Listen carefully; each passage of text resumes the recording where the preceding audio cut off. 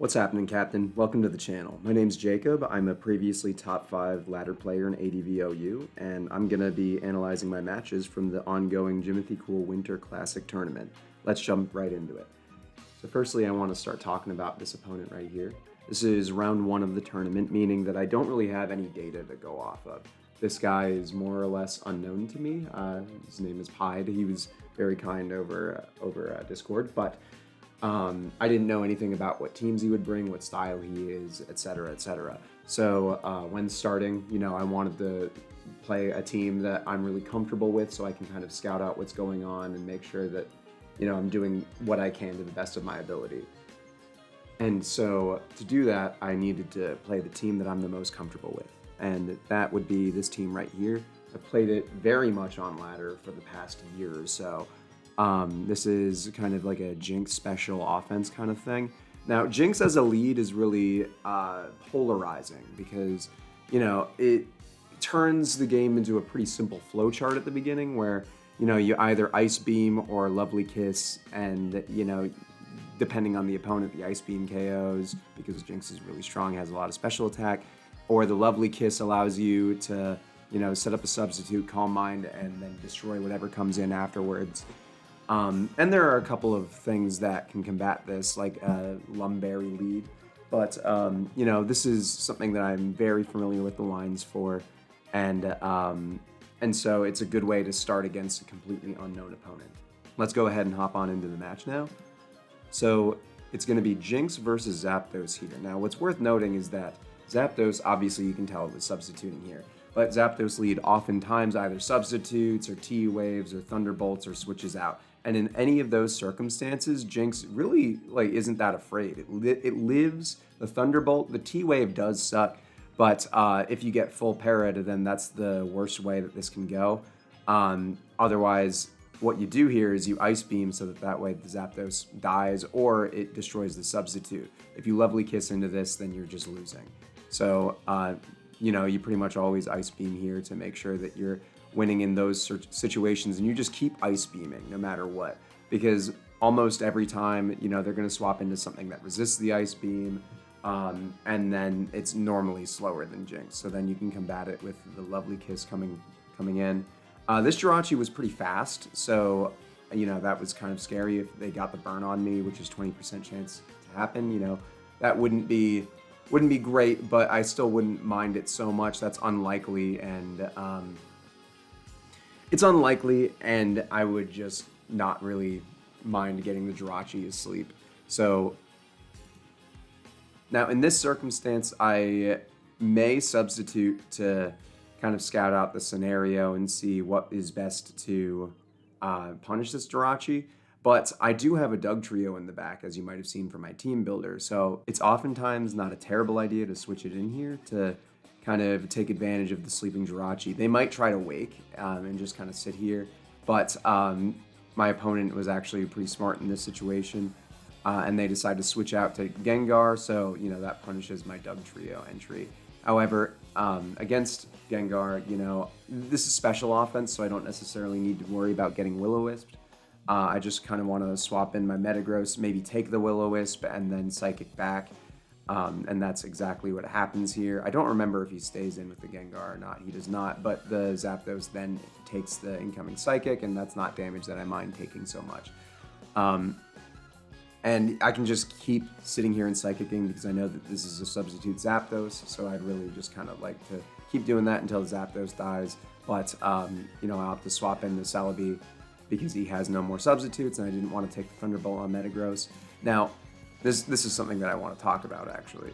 So, once the Celebi is in against Gengar, I find that a lot of the time Gengar teams, or these kind of special offense-y, I don't know that it's special offense yet, but we've got two special attackers, they almost always really want to get rid of Celebi. I find that so much of the time, if there's a Pokemon that has Boom and can use it against Celebi that isn't Metagross, Metagross has Meteor Mash, which is a much better click in most scenarios, they will often click it. So in this circumstance, I decide okay, well, Gengar's here. I'm just going to swap into Metagross because the worst thing that could happen is I get Will-O-Wisped again, or I take a little bit of Thunderbolt damage. At 75%, I'm not that scared of that.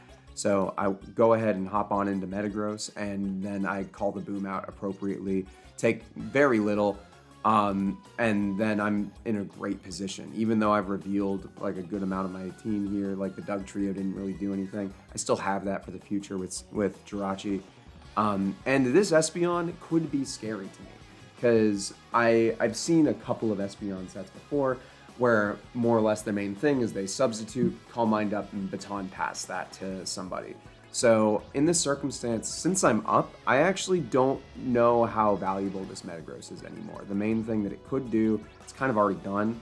It's gotten rid of the Gengar, and so what I opt to do is on the substitute, I want to explode, so that way I can get in a better threat to this Espeon, and that's going to be this Celebi. So that way we can maybe both Calm Mind up and get our boosts to the right place. He opts to substitute in that situation, and I think after this I just Giga Drain or HP Fire or something, so that way I get rid of it. Yeah, I do. I'm not sure if this is a Calm Mind Espeon. He doesn't reveal it by the end of the match. And, you know, potentially he just wants to substitute and, or rather, I don't know if it's Baton Pass because that leaves you only one attacking move. He might be substitute Calm Mind, Psychic, and like Hidden Power Grass or something. I'm not entirely sure, but anyway, I'm in a good position here no matter what because he keeps choosing to substitute. And you know that's allowing me a lot of free reign here to just kind of keep using my attacks and getting leftovers healing. And then he switches in the Zapdos, which loses to the HP Fire that I'm sending in. Now this is unfortunately for him not a very good play at all. Like Doug Trio oftentimes cannot one-hit KO Celebi with Hidden Power Bug. I don't believe that you need that much defense investment to even make that happen. I think that I am just health. Let me actually double check on that 1 second. Yeah, so this Celebi is just health, which means that you know, you don't really need too much to live the Hidden Power Bug from this Doug Trio.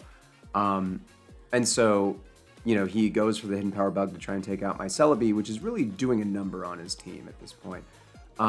But I live the Hidden Power Bug, I Giga Drain back up to like 40% or so, 34, and then lefties puts me at 40%. And now, you know, his team is pretty ravaged by this Celebi. There's not really much else that can be done. He's got, truthfully, the Jirachi is his best answer, provided it's got Calm Mind, which I don't know that it does because it's only revealed Fire Punch at this point in time. And the Starmie, you know, it could get something done with an Ice Beam Freeze or a crit, but what ends up happening here is he Ice Beams me, I don't even die from that, and then I Giga Drain back up and have more health than when I started.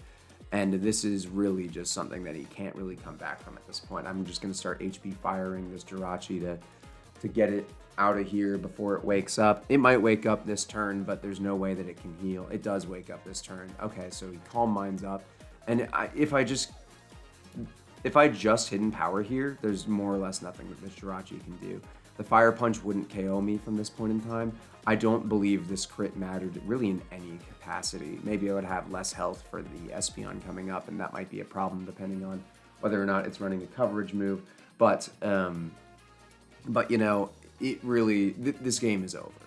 Like, my Pokemon are unrevealed at this point. There's not a lot that can be done. So I don't think that crit really mattered in the grand scheme of things. And at this point, I'm just going to Giga Drain him for the most damage I can while healing up. Never mind, I Hidden Power Fire.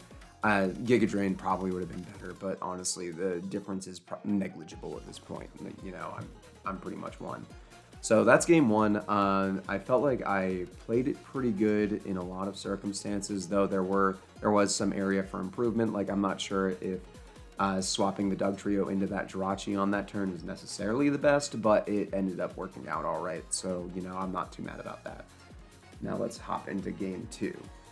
So for game two, I wanted to use a team that I have had some moderate success with in the past, but this has never been my favorite team of mine. I just wanted to swap teams around so that way I could keep him on his toes, while simultaneously using a team in the early stages of the tournament that I don't plan on using later. Because, you know, people have the ability to look back on my replays and see what teams I've used. So I think that this is a good team to go with while revealing not very much about the teams that I actually like to use. This team has a lot of strong traits, like for example, Magneton to take out the Skarmory. It's got Toxic and Thunder Wave. And 2 Dragon Dance users to kind of to do good work in making sure that we can tear a team apart when the Skarmory is gone. But there's a couple of interesting things about this team that I really don't love necessarily, which is the main thing is this Milotic here. It's got Mirror Coat and Ice Beam, which is not standard for Milotic. Normally with Milotic, you'll see Toxic and Refresh, so that way it can just sit there, heal, and clean its own status while simultaneously applying Toxic onto a lot of things. The main goal with this Milotic here is that, you know, Zapdos, Jolteon, Raikou, all of these Pokemon, provided they don't have any boosts, will likely Thunderbolt into this thing and then immediately faint to the incoming Mirror Coat, which is not, in my opinion, a great use of this because we have Celebi for the electric users, and honestly, like, it's just, I don't find those Pokemon that huge of a threat a lot of the time because I have a Celebi in the back, but it's good as like a backup in the event that there's a Dugtrio that's eating this alive, eating this Celebi alive, I mean. However, the main reason that this Milotic is really helpful is that Suicune at max boosts does only about a little over half to this Milotic. So basically what you can do is you can sit there and just heal until they've gotten 4 times max boost, and then at that point they'll oftentimes, you know, do a surf to see kind of how much damage they're doing and see if there's anything more that they need to do. Like, truthfully, at that point in time, most of the time they're just happy to sit there and surf. They're kind of complacent. They feel like they've won. But the incoming Mirror Coat will always KO them back, and then you might be able to recover up. Or not, honestly, by removing Suicune, Milotic is used pretty appropriately in that circumstance.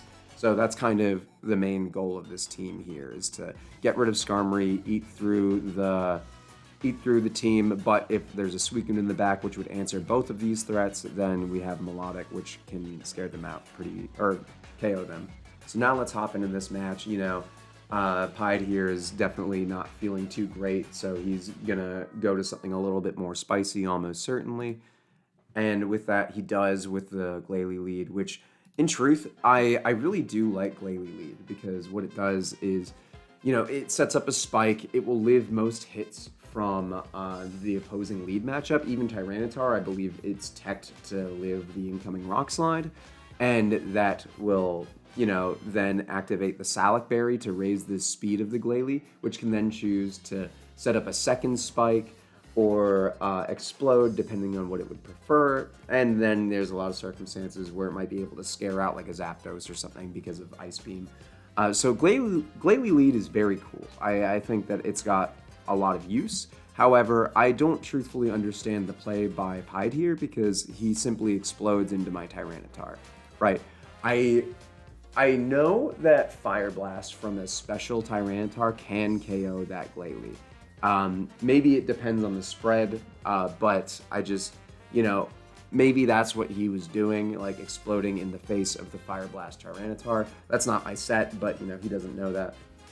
So at that point, when he does that, I'm kind of already thinking like, wow, he didn't set up any spikes before doing that first. I'm already at a massive advantage. I really don't understand the play. But, you know, surely there is some line of thinking behind it that maybe I just don't understand. Anyway, he sends in Metagross, which does scare my Tyranitar pretty much immediately. What do I choose to do? So I go to Magneton, assuming that this is a choice-banded Metagross, because in the event that it is a choice-banded Metagross, I can tell based on the damage that the incoming Meteor Mash does. If it does like roughly 30%, then I know it's choice-banded. If not, if it does less, then I'm going to want to get my Magneton out of there, because Earthquake obviously KOs the Magneton. And he chooses to Agility in that circumstance, which is very scary. If he Agils here, you know, he could EQ the Magneton, and then I'm kind of at a loss for what to do after that. He's got a very scary threat. I believe I just Thunderbolted. No. Okay, so I didn't Thunderbolt. I went to Salamence expecting the Earthquake. And I likely just EQ back. Oh wait, I don't think this has EQ. No, it doesn't. So I go back to Melodic in this circumstance. Melodic is basically untouchable from this Metagross's perspective. The only thing it can do to me is blow up. And I believe that is what he chooses to do. No, he just sits there and mashes a couple of times. I recover the health back. And then he's going to keep trying to sit here and Meteor Mash me to gain some attack boosts so that he can hopefully break through the Melodic. But in this circumstance, I just surf him and I'm doing more damage than he is. In truth, I should have been able to predict the following play. From that, he can tell and I can tell that I'm winning this. Like, if I just sit here and surf, I'm going to beat this Metagross, which he, spent some time setting up. So he's kind of invested to explode here. He should. It's the best play by far. So I could easily discern that, going Magneton in this circumstance is a good play. But I didn't quite figure that out. And honestly, I was just happy to lose the Melodic to the Metagross in that circumstance because I'm already ahead anyway. The problem is now that we've got a Gengar on the enemy field, and that is kind of problematic for my team, aside from the Tyranitar, which is pretty chipped. So this match is a little bit concerning at this point in time. Now, I'm certain I swap out to my Celebi in this circumstance. No, I swap out to Magneton, assuming that there's going to be a Will-O-Wisp or an Ice Punch. That's right, that's probably why I didn't swap to Celebi, because Ice Punch would do a number on me. So I go to Magneton, accept the burn, that's fine. I believe I T-Wave in this circumstance to try and get the Tar down in health. Neuter the Tar, the Gengar entirely.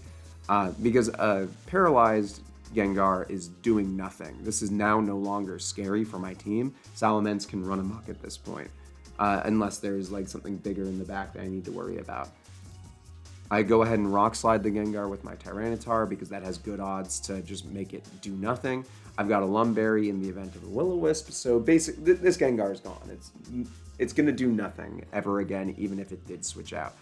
And now he starts Dragon Dancing with his own Tyranitar. I EQ this in this circumstance because I feel kind of safe to send out my Salamence afterward. I don't die to an incoming Rock Slide, but I would like not to take the damage, so I send in the Metagross after that. And I do not faint to any EQ if there is one, but he opts to Brick Break instead. I think that's the coverage move he has. I'm not sure how much I love Brick Break as opposed to Earthquake, but I'm sure that there's many circumstances where that's justifiable. In any case, he does not do very much damage to me. I EQ that just to make sure I hit, because if I use Meteor Mash and I miss, I'm going to feel like an idiot. So I EQ to get rid of the Tyranitar in that situation. And I think in this circumstance, I'm just happy to sit here and mash or boom. Snorlax can't do much until it gets some curse boosts. And after that, I'm almost positive I want to boom, because he's not going to swap out the Snorlax. So he booms instead. That's fine too. Honestly, I don't know what the best play was there for me. I do think that me booming is probably best because there's a high likelihood that the Snorlax with Earthquake could have started to tear through my team. So maybe at this point I was playing a little sloppy because I felt confident in myself. Regardless, Salamence into Salamence is the endgame. And I do not really like my chances on this one because, let me double check what my set is on this again, 1 second. I do not like my chances because I have a Celebi in the back, and this is almost certainly a Dragon Dance Salamence. And if that's the case, Celebi is doing nothing. It has no purpose in this endgame. So basically, it's a Salamence v Salamence situation where I need to ensure that mine defeats his. It's really scary. This game could have gone either way. But we both dance up twice, if I remember correctly. So that way we've got appropriate damage to one-hit KO each other. Or at least that's what I thought. My Salamence has Rock Slide to defeat the enemy Salamence in one hit. His does not. He just Hidden Power Flyings me for most of my health bar. And then I Rock Slide to KO him back. Honestly, in that endgame, I just came out luckier. My Salamence was more equipped to handle an enemy Salamence. But, that definitely could have gone either way, which is indicative that I clearly didn't play it perfectly because the the Glalie Boom on turn 1, really could have, I could have levied that into a much better situation and made this game not close, but clearly I did not find the ability to, and even now I'm still kind of scratching my head at how I could have done that better without resulting in a Salamence and Celebi versus that enemy Salamence endgame. But turned out well. I feel good. Thank you to Pied for playing. It was overall a good set of matches, even though there were some questionable decisions. And let's move on to the next opponent. Okay, so here we have MathX, who as I mentioned in the last round, I didn't have any way to know what Pied was going to do, like for his round, for the Pokemon choices he would make, nor his decision making. But with MathX, I was able to look up his rounds from the previous matches and see a couple of things about his team, which would, his teams, which would tell me what I should bring for match 1. And so what I noticed about this player is that he really likes Zapdos lead with Substitute and Baton Pass. That's kind of, that's what he brought to every match that I could see. And it's an HP Grass Zapdos, at least on some of the sets. I don't think he shifted it up. I believe that he would pick the same Zapdos set every time, and I have no reason to actually believe that he swapped up which hidden power it would use. Now, knowing that it's a hidden power Grass Zapdos, there is one team that I have that can really punish that. And that team is this one that I created. This is the team that I got to top 5 on the ladder with. This is Big Binky. I love Big Binky. It's got a couple of issues, and honestly, I think it's kind of indicative of how poor of a team builder I am in many capacities, but there is some benefit to making your own teams because that has a lot of surprise value, and so long as you know what each Pokemon is doing, you can levy that into a lot of wins. Now, the big thing about this is that it leads with Salamence, and Salamence is good into an HP Grass non-Thunder Wave Zapdos. I can start the match and just Dragon Claw, and the only thing that he can do to punish me in that circumstance is Thunderbolt. And that is bad.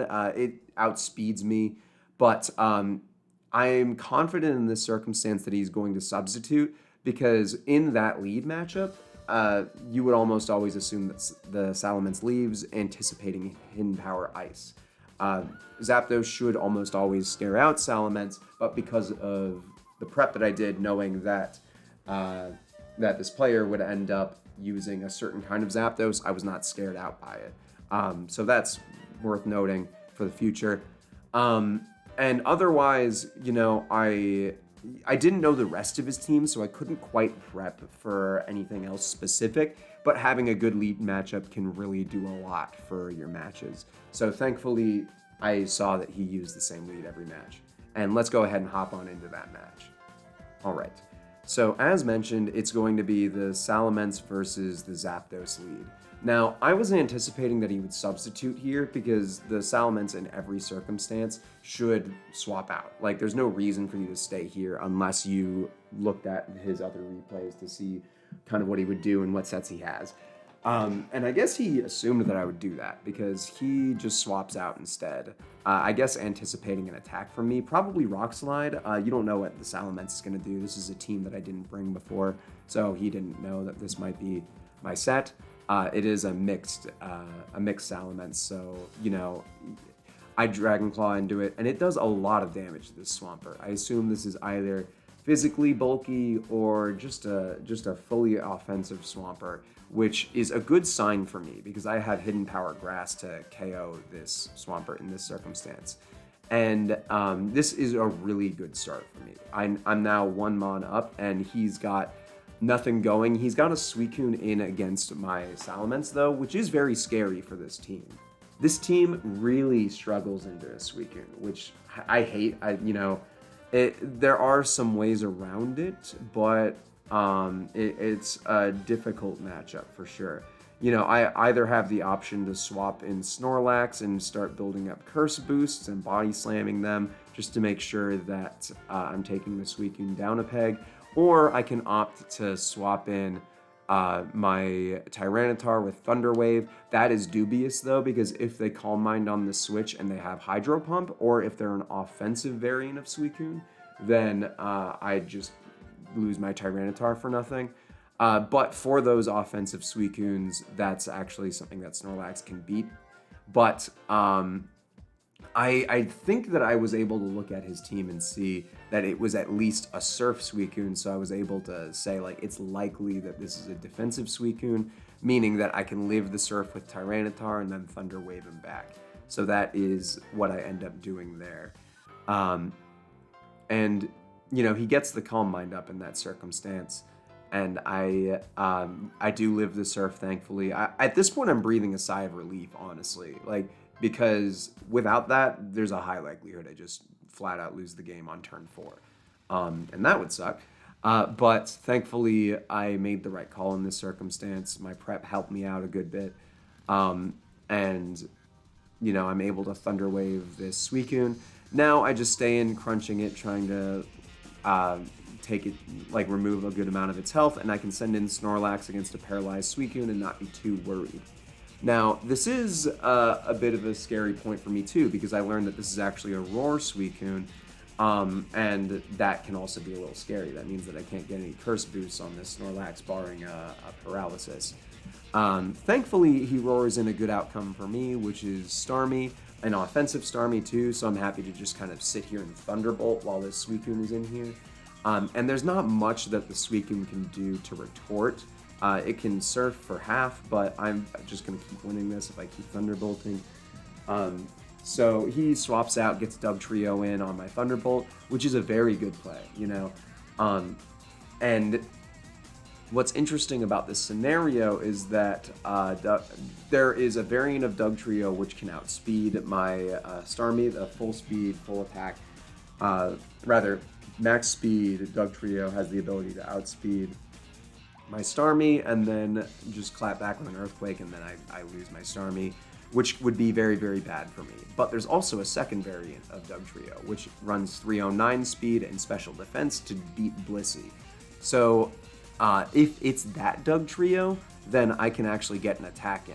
However, this is, I think, one of my biggest misplays of this game, because I go for Ice Beam in this circumstance to try and KO a Dugtrio that is slower than me. However, the Ice Beam does not KO specially defensive Dugtrio, meaning that I should have gone for Hydro Pump, because that's the only way that I can KO this Dugtrio. But if it's a faster Dugtrio than me, that's the only Dugtrio that'll be KO'd by Ice Beam, and I will lose the incoming Earthquake or Hidden Power Bug or something. So clicking Ice Beam in there is just, it's a blunder. Like, I am losing no matter which situation is happening. I should have clicked Hydro Pump, and then, you know, if it misses, whatever, but in the best case scenario, and in most scenarios, I'm actually able to take out the Dugtrio. I don't do that. I elect to Ice Beam, and then I lose my Starmie for nothing. I didn't have to do that. By the way, I don't love the play of Hidden Power bugging in this circumstance. Like, it did enough damage, but Earthquake is more damage, and it threatens my Snorlax in the back a lot more. So him Hidden Power bugging here actually allows me an opportunity to get my Snorlax in. So I don't love that play by him. It's less damage, and it allows me more options in the future. But, you know, we both made mistakes that turn, and mine resulted in my loss of a Starmie, so, I mean, I shouldn't complain that much. But anyway, this allows me to get my Snorlax in this circumstance and start cursing up. You know, there's a lot of things he could do in that situation, but getting a curse here is pretty safe. It's worth noting, I did not know the full team of MathX. Like, I knew that he started with substitute Zapdos every time, but he seems to change his team around to befit the Zapdos, or what he thinks his opponent might have, which is, I think, a really cool way to play, but I think if there's one Pokemon you're building around, it shouldn't be your lead, because then you start the matchup with a poor... You start with a poor lead matchup, and then it just ends up spiraling out of control. Now, he has swapped Gengar in after I've cursed up. And there's a couple of ways this can go. I know that I don't have Shadow Ball in this circumstance, but he doesn't know that. A lot of the time, Curse Snorlax runs normal move and Shadow Ball to punish Gengar. And then you're just kind of bad into Steel types. And maybe that's even better for me to do for this team. I've been thinking about ways that I can change it, but I've got Earthquake instead so that I can hit like Metagross and things. And Gengar is kind of scary for some of my mons in the back. So I have Tyranitar to Pursuit it. It's got Black Glasses to make sure that I can always KO more or less. It's not always a KO, but the odds are really, really good with Black Glasses. However, I lost Tyranitar to the Suicune earlier, so inwardly right now I'm actually kind of panicking. This Gengar might be a big problem for me. But he doesn't discern that, because he can also tell that this Snorlax could be a very big problem for him, assuming that it has Shadow Ball. So he makes a pretty big misplay here and just booms on the Snorlax. It doesn't necessarily have to be a misplay. Like, that could be pretty good if he's got something in the back that can outspeed my Snorlax and do a lot of damage to it. But in this circumstance, I don't agree with it. It doesn't do half, and I can live more or less any special hit from here, and an Earthquake from the Dugtrio with a defense boost.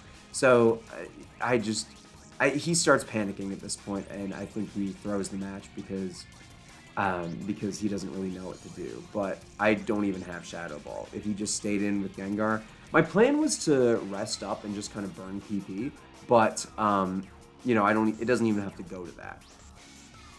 So he loses Gengar, it puts in the Suicune, it's paralyzed, so I'm happy to just kind of body slam in this situation. I might get roared out.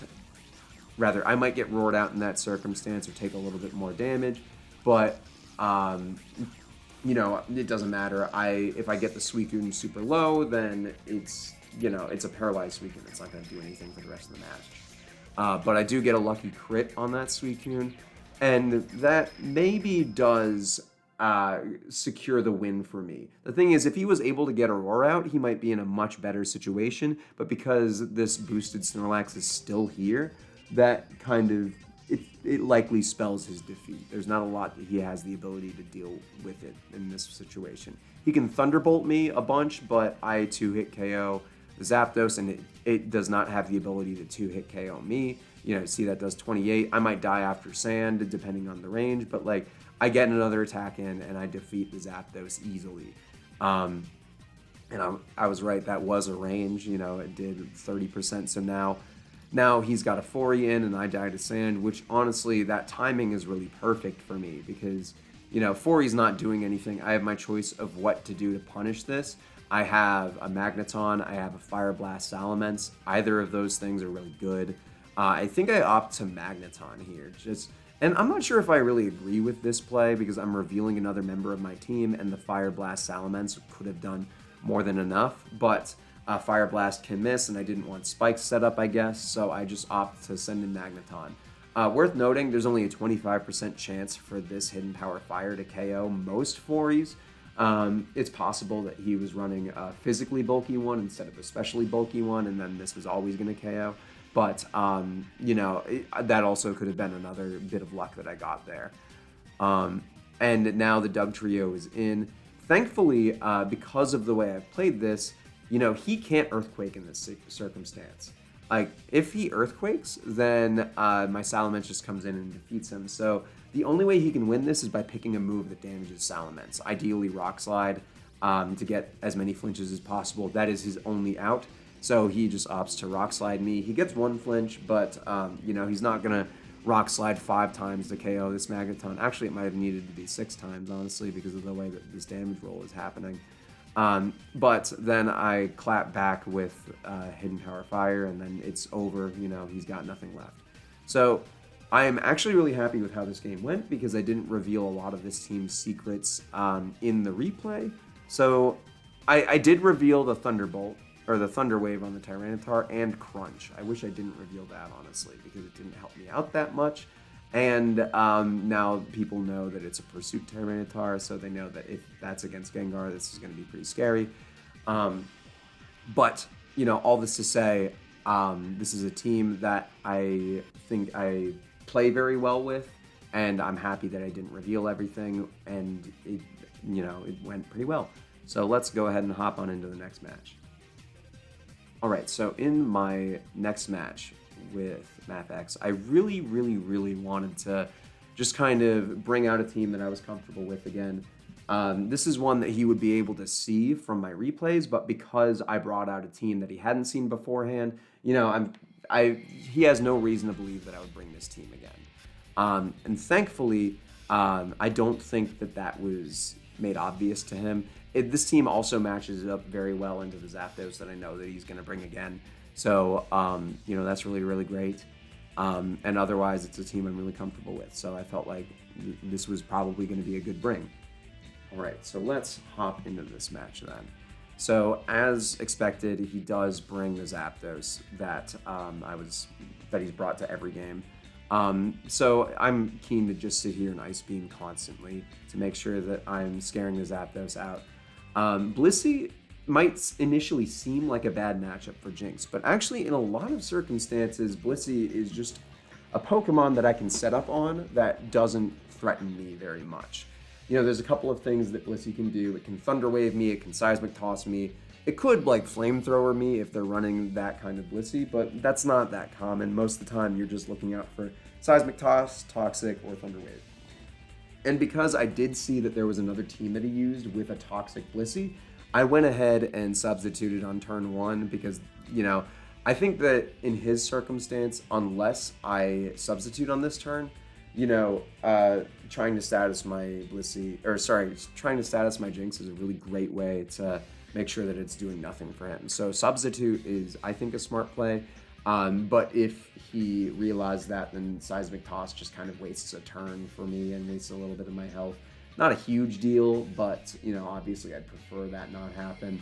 But either way, Substitute is a really safe click for me in this circumstance. And it pans out because he uses Thunder Wave. So now I have an opportunity to try and Lovely Kiss him twice, which is really, really good because the odds of missing 2 in a row is pretty low. That's 25% squared. That's 1/16. So that's like a 6% chance roughly. Whereas the chance of missing 1 is obviously 25%. That's, pretty low. Or rather, high enough to be a concern to me. So thankfully, I have more chances to Lovely Kiss now. I get the first one, and now I'm able to just start Calm Minding up. And this is the reason that I actually really like to see Blissey against Jynx, because now he opts to switch out. And that gets rid of the Lovely Kiss that I've done to him already. And so I can now put something else to sleep due to Sleep Clause. Normally Sleep Clause allows you to only put one thing to sleep. But because Blissey is now not asleep, I can sleep this Swampert if I want to. Though, obviously I Calm Minded on the Blissey swap out turn. I normally just opt to Ice Beam in this circumstance because I don't know if the Swampert has Roar or not. So then I go ahead and do the Ice Beam. That does a lot more damage. This Freeze, I can't say it doesn't matter because, it obviously incapacitates the Blissey. But my plan was to put it to sleep again, and I still have 2 chances to do that. I think that was almost always going to happen. The only difference is that I maybe would have less health from substituting a second time. That's really the big difference here. But because I froze it, I'm able to just keep going for Calm Minds in this circumstance. And honestly, with that, I pretty much just feel like I've won the match. And I let this get to my head a good bit, as we'll see moving on. But with the second Calm Mind, I do opt to just Ice Beam the Swampert again. It doesn't die to that, but it does take substantial damage, and it EQs me back to get rid of my substitute. And I don't even care about that. I just Ice Beam again. He's going to keep EQing to keep getting rid of my substitutes. I didn't want to Lovely Kiss it, because if I Lovely Kiss it, it goes to sleep, and then I can't sleep the Blissey moving forward. I'd rather just get rid of the Swampert and take my progress. But now he sends in Arrow, which is, it's kind of, Arrow's scary against more or less every team. I have answers to it. I've got Metagross and I've got Swampert. Both of them can live, a good amount of Arrow's clicks, but if it clicks the right stuff, expecting my switches, then, I don't really have a lot that I can do if he predicts me right. So Arrow is very scary no matter what. I could have opted to leave Jynx in and then just kind of see what he walks into because I have made progress in that circumstance. But I think Jinx is pretty good against Blissey and Zapdos, so I opt to keep it. And I'm expecting Hidden Power Flying or Rock Slide, so I swap in my Metagross. But this was a situation where my opponent actually did put in a good amount of work predicting me, and he EQ'd my Metagross. Meaning that I don't have anything more that I can do with this Metagross. This thing is basically dead to rights.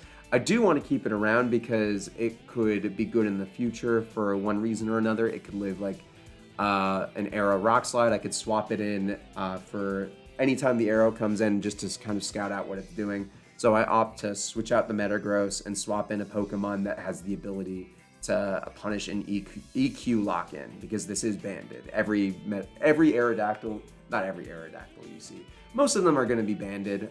There are some that use Substitute Lychee Berry to get the same damage output, but also opt to change what move that they have. But, it's pretty clear that this one is banded damage to me, so I swap out to my Zapdos to take advantage of the Earthquake, because, that's a free switch at that point. But this is a really crucial play for me at this point. Now, do you think that the Aerodactyl is going to swap out in this circumstance or just get KO'd? The answer is I can't imagine any player worth their salt keeps Aerodactyl in here and just loses it, because in 10 out of 10 circumstances, this Aerodactyl is your win condition. So he's not going to want to lose it right now when I've got 3 Mons unrevealed. He doesn't know how good Arrow is, but you want to keep it around just to see. So I know he's going to swap out in this circumstance. He's revealed Blissey, so it's so likely that he's going to swap to Blissey. So what I end up doing is I just Baton Pass out to my Dugtrio, and I take advantage of the Blissey swap in. And this is the Dugtrio set that I mentioned before that is slower at 309 speed and has the ability to punish Blissey with Beat Up or with Earthquake, and it can live the incoming Ice Beam. So basically, this Blissey is certainly dead unless I get frozen or crit. I beat up the Blissey to play around the move Counter, because if he has Counter and I have Earthquake, then, he can just KO my Dugtrio. I've got a full team, and so Beat Up is going to do a good amount of damage to it. He Ice Beams, I live it as mentioned, and I'm just clear to beat him up again. And so at this point, I'm at a pretty big advantage, but Arrow is honestly the scariest Pokemon in the format sometimes. I'm not necessarily confident that it's a win even now, because my Metagross health is so low. If I had made that prediction appropriately, then, I think there's a much higher likelihood that this goes well, but, there's still area for the Arrow to eat my team alive. So he swaps in the Zapdos, and in almost every circumstance, I don't want Dugtrio in there. Sometimes you might just sack the Dugtrio, but because this is a substitute a substitute Zapdos, I really don't want to just leave Dugtrio in there. I know that Substitute's coming, so I need to swap in something that can threaten the Zapdos, or rather, that the Zapdos can't be... the Zapdos can't do anything to Celebi. So, Zapdos, if it runs Hidden Power Ice, can do a good amount of damage to Celebi, but even then, it's not more than half most of the time. So basically, because I know this is a Hidden Power Grass Zapdos, as mentioned, he plays that every match, then it's going to do nothing to this Celebi. So I'm happy to swap in Celebi here. It's a pretty safe switch. And with this, that he's going to be Baton Passing out to something. I predict that he's Baton Passing out to Aerodactyl, and I just Giga Drain the Substitute, so that way, I get it removed. And this is where I choose to swap in that more or less dead Metagross to see what he locks into. He locks into Hidden Power Flying. Oh wait, no, that was neutral. So it was Hidden Power Bug. I didn't pick up on that in the match itself. That's actually a really important thing for me to notice, because Celebi cannot live Hidden Power Bug from Arrow, but it can live Hidden Power Flying. So, I wish that was something that I noticed the first time I played this, but, what are you going to do? So I see that it's Hidden Power Bug, or I see that it's Hidden Power Flying or Bug, and I send in Zapdos. I do get crit, which sucks in that circumstance, but it's not really too big of a deal because you can't stay in and just keep clicking it. So I believe I opt a Thunder Wave in this circumstance. I do, yes. And Claydol can be a pretty big problem for my team. I don't necessarily know what it wants to do. I think in this circumstance, it's going to do one of two things. Either A, Boom, or B, Psychic Me. So I go ahead and swap in my Doug Trio to kind of scout out what it wants to do. I still, don't know what Hidden Power that is. I think it has to be Hidden Power Bug. I don't know what else it could be. Maybe it's Hidden Power Ghost, but that doesn't make sense because the Pokemon has Shadow Ball. I don't know. I wish I knew. Because if it were Hidden Power Bug, then this Celebi is a lot more scared right now. But I don't know that it is. And so the thing is, I didn't know what Hidden Power it was, so I assume that in this circumstance he's trying to boom on my Celebi. And he did, which means that I still don't know what Hidden Power that was. If it was Hidden Power Bug, he definitely should have clicked it. But he didn't. Maybe he shouldn't have, because maybe I 2-hit KO with Giga Drain or something, and maybe that's what he was worried about. Celebi is a big problem for his team, aside from Aerodactyl. So I knew that because, for Zapdos teams, Celebi is always a big problem. And as mentioned before, almost every time something wants to boom on Celebi, like, it seems so frequent unless it's Metagross, in which case it might be more of a 50-50 situation. But in this circumstance, I get the prediction right. His Claydol booms on my 8% Metagross, and I'm just stoked about that. Now he's got Arrow in. I send out Binky here to kind of do... Binky can live a hit from anything that Aerodactyl does. So I anticipate that he wants to swap out the Aerodactyl, but I don't know what at this point in time he's going to switch to. So I'm assuming Zapdos because that's what's revealed, so I'm going to opt to click Ice Beam. This might have been the breaking point for me. I do get a crit on this Celebi, allowing me a lot more leeway. I don't want to keep Swampert in against it because if Giga Drain comes down, then this thing heals up so much, and, I'm in a terrible spot against Aerodactyl. So, I mean, the Ice Beam is nice because now it's much more likely that the Celebi doesn't last a long time. Though I really think that I was pretty safe here to swap to Jinx anyway, regardless of what happens. But not important. I opt to swap to the Jinx anyway, and he does the Giga Drain. He's a lot more priced in to do that Giga Drain now that he's lost so much of the Celebi's health. So maybe that's kind of part of the reason that play is really safe. If that does half that damage, maybe there's a bit of a chance that he recovers or Leech Seeds or something. Leech Seed would be it wouldn't be scary necessarily, but I wouldn't be happy about it. But regardless, even if I did have a Leech Seeded Jinx in this situation, I'm just stoked to Ice Beam. So I'm not necessarily sure if that Ice Beam crit on the Celebi matters so much, because at the end of the day, I have a very big threat here, which would then threaten to KO even a Celebi at, let's say 60% health or whatever it would be at this point in time. So I just opt to Ice Beam here and, threaten whatever. If it's Celebi, great. If it's Zapdos, great. If it's Arrow, oh my god, I win. That's not what happens, though. I just take the Ice Beam on the Celebi, and now we have Arrow versus Jinx. And at this point in time, even though Zapdos is, Zapdos is kind of a good matchup for Jinx, but at 75% health, I believe I die to the incoming Thunderbolt from it. So at this point, I say, you know what? I'm just going to let Jinx go to whatever lock-in happens. I see that it's Double Edge, and I'm like, great. I'm going to go to Swampert now to live the Double Edge, and then Ice Beam whatever comes in. I do. This is Hidden Power Grass Zapdos again, so Binky is very scared by this. So I leave to go to Celebi, and he opts to do the Hidden Power Grass, I think as a desperation play. If he had chosen to substitute there, I might be in a pretty bad spot, but instead he Hidden Power Grasses, and, I feel pretty good about my chances here. Now, I choose to Calm Mind because I think that the Calm Minding in this situation might be a misplay. The problem is I didn't calc how much Hidden Power Fire does against Zapdos. If it does at least 25% to break Substitute, then I should have just sat here and Hidden Power Fired. But I didn't. I just Calm Mind up, and I really don't think I needed to do that. But now he starts to Substitute, and my Hidden Power Fires do break it, which are great. So now I can just kind of sit here and Hidden Power Fire until the Zapdos faints. And lastly, there's Aerodactyl left, and he has to lock into something which can defeat the rest of my team at this point.